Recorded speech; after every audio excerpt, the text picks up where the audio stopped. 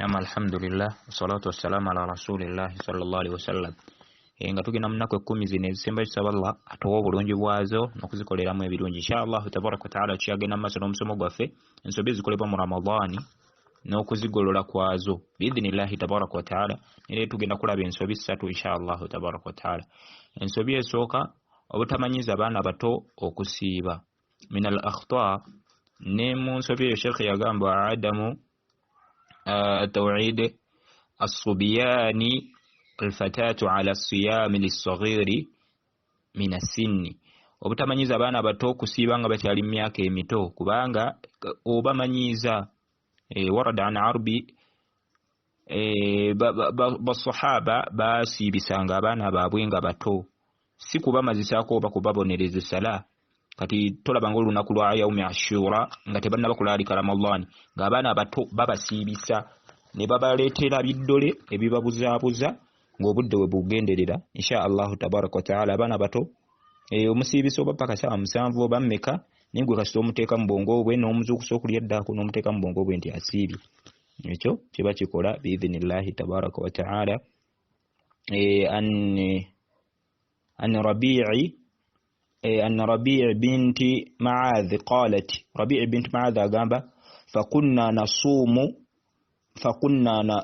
نصيم الصبيان توالينغا تسيبيا بانا باتو ونجعل لهم البلغ من الحين فإذا بقى أهدهم على طعام أعطاهم ذلك حتى يكون عند الفطر.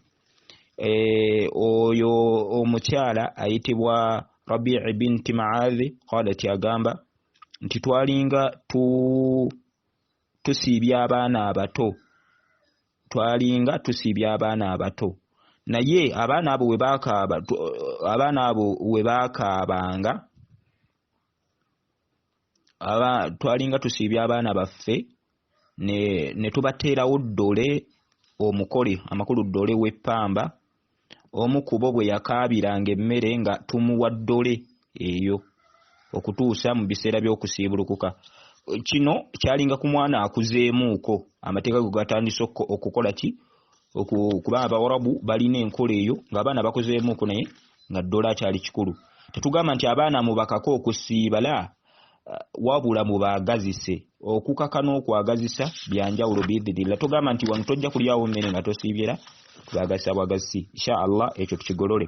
Ensonga endala eyasiibye mu lugendo okuvumirira munna ataasiibye wal akhta neyo nsobi anna hunaka min man yabi ala musafiru fitran wa hadha akhta.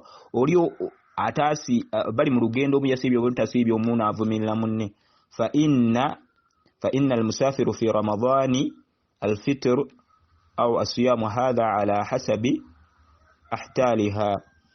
Sheikh atugamba nti emu ku nsobi kwe kubanga waliwo abakitwalanga kamogo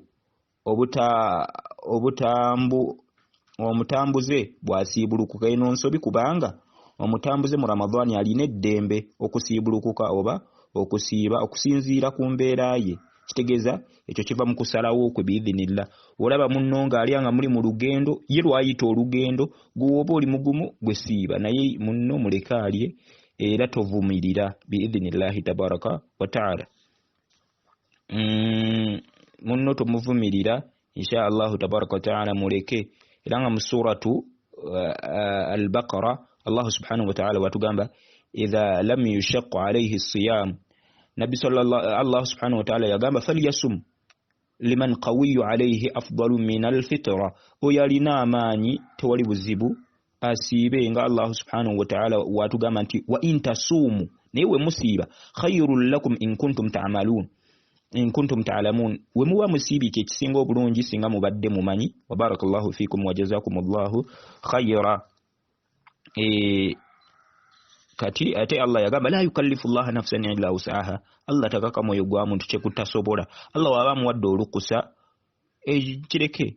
Era Allah nayongera nagamba wal qawli sallallahu alaihi wasallam nabi yagamba inna Allah yuhibbu an tu'ti rukhsa. Katonda yagala nnyo omuntu waba muwadde okusalawo olukusa ku kintu ayuhibbu an tu'tiya olukusa olwo lukozesa rawahu ibn Hibban hadith eyo ntuufu Katonda waba kuwadde ekintu kikozese insha Allahu tabaraka wa taala. N'ensobi egenda okusembayo olwaleero okuba n'akasunguyira mu Ramadhaani n'okukuba kerere eyo nsobi biidhinillah. Okuba n'akasunguyira mu Ramadhaani ogamba nti nze bwe mba nsiibye ntabuka biki la biidhinillahi tabaraka wa taala. Weekuume weefuge weefuge biidhinillah, kubanga ekimu ku migaso gya Ramadhaani kuleeta mpisa na kuddaabulula. Nikati ate gwe weeyongera mpisa mbi kiba kibi nnyo. Era Nabbi sallallahu alaihi naha fi nahari Ramadhaani wa yani lisiyami an yatamathalu fala yarfuth. Nabbi sallallahu alaihi wasallam yagamba toyonoona wala yasghabu, toyomba tobeera nakasungwira. Fa inna sabbu mazima wobeerawo ng'ovuma ahadun sha'atin falyaqul, kale omuntu wabanga ye yakuyiikiriza mugambe inni sa'imu. Hadithi ntuufu eri mu Bukhari ne Muslim. Tetujja kusingakaawo kawudiyo kawanvu ye naye tulabye ensonga ssatu biidhinillahi tabaraka wa taala. Okumanyiza abaana abato babeere nga basiiba, obutavumirira ali mu lugendo ng'asiibulukuse gwe oba olina amaanyi kubanga Allah yamuwa olukusa. Ekyokusatu obutabeera nakasunguyira n'okkuba kerere. Barakallahu fikum wa jazakumullahu khairan. Tusaba Allah atuwe obulungi obuli mu lunaku lwa leero ne mu Ramadhaani ne mu zino ennaku 10 ezisembayo. Allah atuwe